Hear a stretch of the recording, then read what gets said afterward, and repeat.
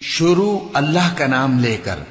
جو بڑا مہربان نہایت رحم والا ہے۔ اے پیغمبر صلی اللہ علیہ وآلہ وسلم، مسلمانوں سے کہہ دو کہ جب اپنی بیویوں کو طلاق دینے لگو تو ان کی عدت کو پیش نظر رکھ کر طلاق دو اور عدت کا شمار رکھو، اور اللہ سے جو تمہارا پروردگار ہے ڈرو۔ نہ تو تم ہی ان کو ایام عدت میں ان کے گھروں سے نکالو اور نہ وہ خود ہی نکلیں، ہاں اگر وہ کھلی بے حیائی کریں تو اور بات ہے، اور یہ اللہ کی حدیں ہیں، اور جو اللہ کی حدوں سے تجاوز کرے گا وہ اپنے آپ پر ظلم کرے گا۔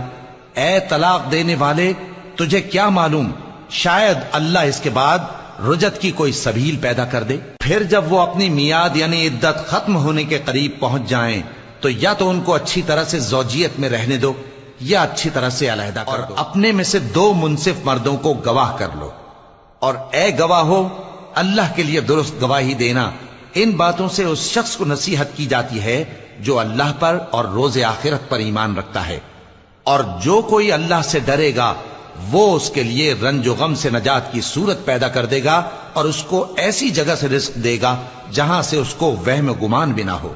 اور جو اللہ پر بھروسہ رکھے گا تو وہ اس کے لیے کافی ہوگا۔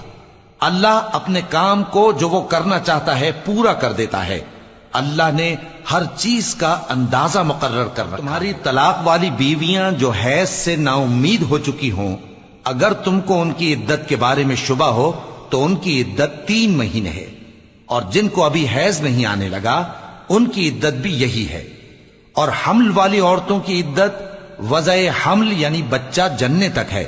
اور جو اللہ سے ڈرے گا اللہ اس کے کام میں سہولت پیدا کر دے گا۔ یہ اللہ کا حکم ہے جو اس نے تم پر نازل کیا ہے، اور جو اللہ سے ڈرے گا وہ اس سے اس کے گناہ دور کر دے گا اور اسے اجر عظیم بخشے گا۔ والی عورتوں کو ایام عدت میں اپنی حیثیت کے مطابق وہیں رکھو جہاں خود رہتے ہو، اور ان کو تنگ کرنے کے لیے تکلیف نہ دو،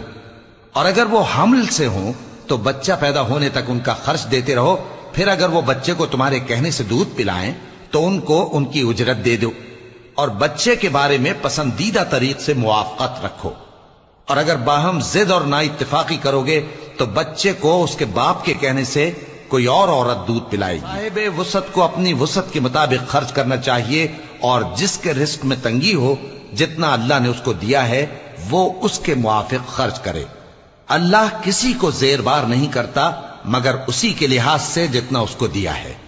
اور اللہ ان قریب تنگی کے بعد آسانی کر دے گا۔ اور بہت سی بستیوں کے رہنے والوں نے اپنے پروردگار اور اس کے پیغمبروں کے احکام سے سرکشی کی تو ہم نے ان کو سخت حساب میں پکڑ لیا، اور ان پر ایسا عذاب نازل کیا جو نہ دیکھا تھا نہ سنا، سو انہوں نے اپنے کاموں کی سزا کا مزہ چکھ لیا، اور ان کا انجام نقصان ہی تو تھا۔ اللہ نے ان کے لیے سخت عذاب تیار کر رکھا ہے۔ والو جو ایمان لائے ہو اللہ سے ڈرو، اللہ نے تمہارے پاس نصیحت بھیج دی ہے، یعنی ایسے پیغمبر جو تمہارے سامنے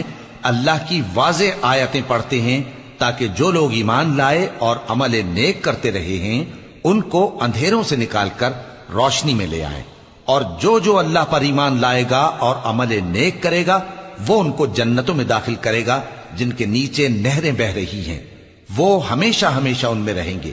اللہ نے ان کے لیے کیا خوب رزق رکھا ہے۔ اللہ ہی تو ہے جس نے 7 آسمان پیدا کیے اور ویسی ہی زمینیں بھی، ان میں اللہ کا حکم اترتا رہتا ہے تاکہ تم لوگ جان لو کہ اللہ ہر چیز پر قادر ہے، اور یہ کہ اللہ اپنے علم سے ہر چیز کا احاطہ کیے ہوئے ہے۔